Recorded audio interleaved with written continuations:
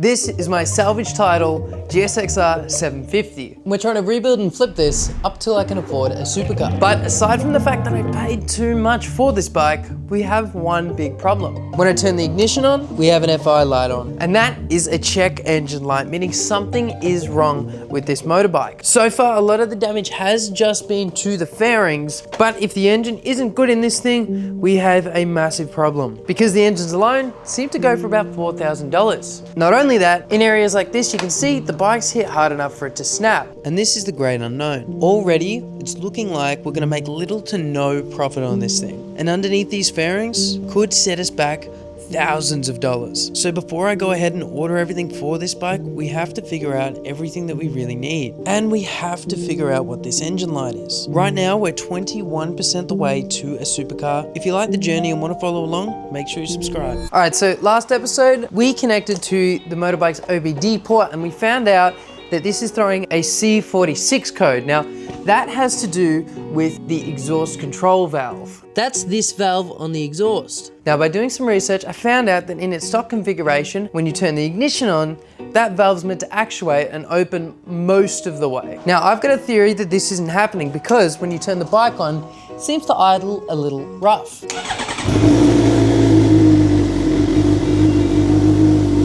Maybe it's not that rough, it sounds a little bit rough to me, so we're gonna check this because the cable going to it is bent, so I think that's what's causing the code to be thrown up. We're gonna start off by getting these fairings off and actually getting access to what we're trying to look at. Now, I've had a few motorbikes in my time, a Yamaha MT-07 and a Suzuki Hayabusa, but this is the first time I've ever taken fairings off a bike. As soon as I took it off, I noticed something. Oh, that sucks a lot. Oh, that does suck. Unfortunately, as soon as we've taken that off, we've uncovered some damage to the radiator just here. As you can see, it has been dented inward. With that said, it's not leaking and there doesn't seem to be any damage to the fins or anything. As frustrating as that is, you can see the reservoir is still full as well. Yeah, I actually can't believe that I found that already. Like I said, every additional cost from here on is actually pretty tense. Like, we actually might lose money once this is done. Now, even though there's coolant in the reservoir there, I wanted to take the radiator cap off because I haven't actually checked that yet. I haven't run the bike up hot enough for it to matter. Thankfully, it was full right to the brim. But then as soon as I went to continue taking the fairings off, I found another expensive problem. I've also just seen here that the headers are just slightly dented. Frustrating. Yeah, I didn't want to get too down because I still got a bit to do. So let's just focus on what we can control. Trying to fix that engine light. And now we've got access to this exhaust valve here. Now, I believe that when the ignition turns on, but one of these cables is meant to turn and essentially open up this valve that way. But as you can see here, this thread here has slightly bent. So I'm thinking that that potentially has caused this cable not to pull correctly, and maybe this isn't turning. I don't know yet. It is meant to open a bit when the ignition's on, so we tried that. That did not move how it's meant to move, and I'm going to assume that it's because of this. So these are the stock exhaust headers, and they look like they've also had part of the fairing just like melted onto it, but I can't see on the back of this what would have melted onto it. Anyway, these are the stock exhaust headers, so if we do have to replace these, it's kind of worthwhile to get a full exhaust. We do have an M4 slip-on on this bike, which is great, but we still got this massive catalytic converter that restricts a lot of power. To get an aftermarket one of these, probably looking at something like $600-700 extra.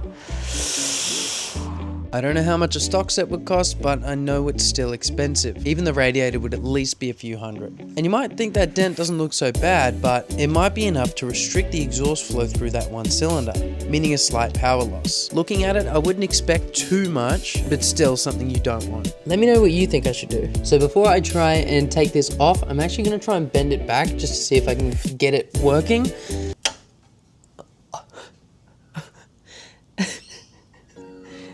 I think it's pretty safe to say that's not gonna work.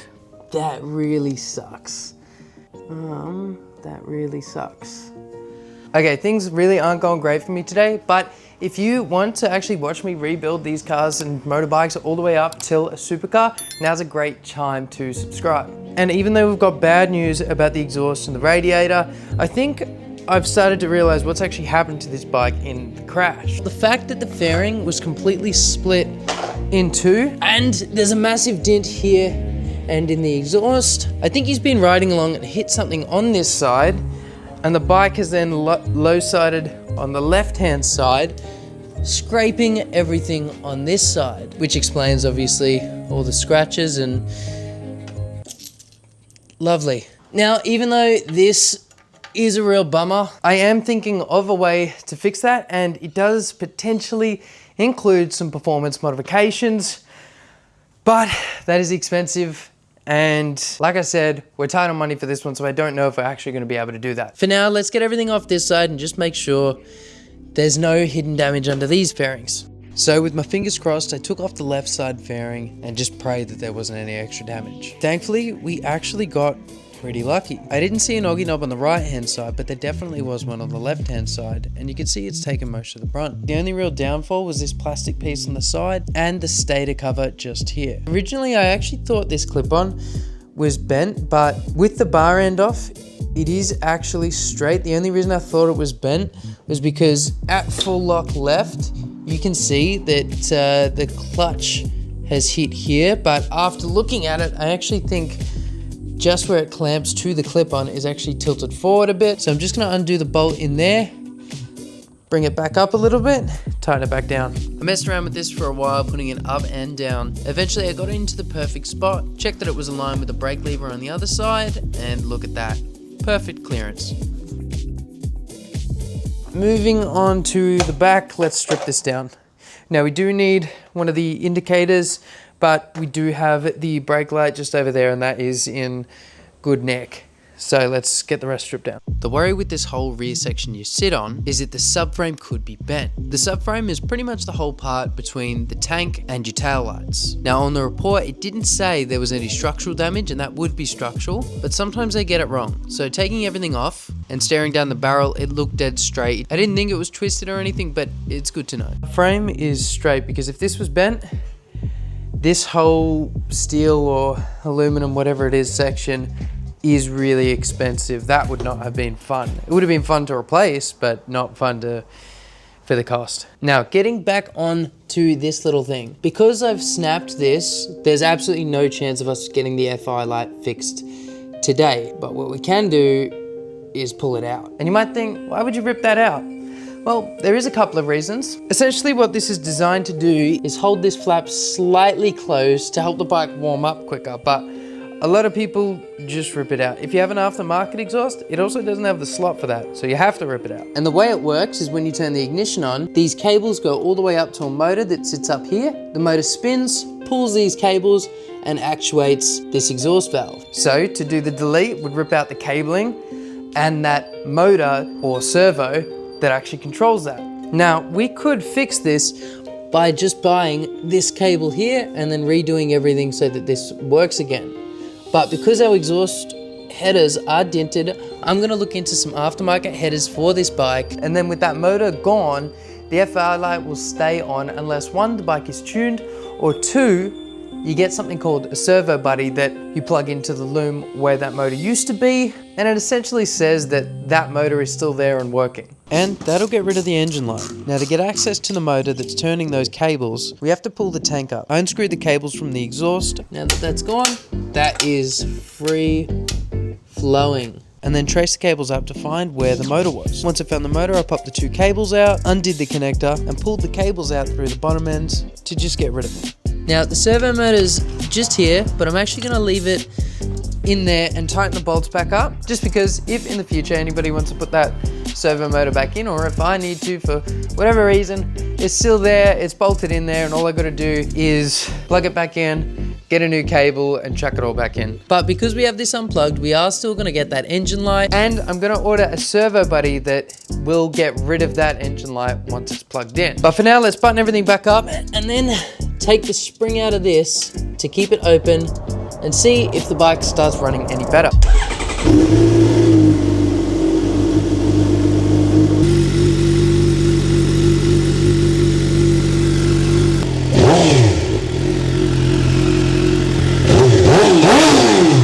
Okay, no. Far out, I can smell this plastic, but that's not good. I was really hoping to fix that check engine light today, but unfortunately we don't have a servo buddy to tell the ECU that there is a servo motor there, or we just have to buy a replacement cable. And we've got all the actual broken bits. Now I know everything that I need to order, and I'm gonna see if it's worth looking into a full exhaust for this. I'm gonna order everything now. Thank you very much for watching. And next week I brought a brand new project to tear into immediately. We are gonna be doing one episode every single week until we get a supercar. Subscribe if you haven't. I'll see you in the next one.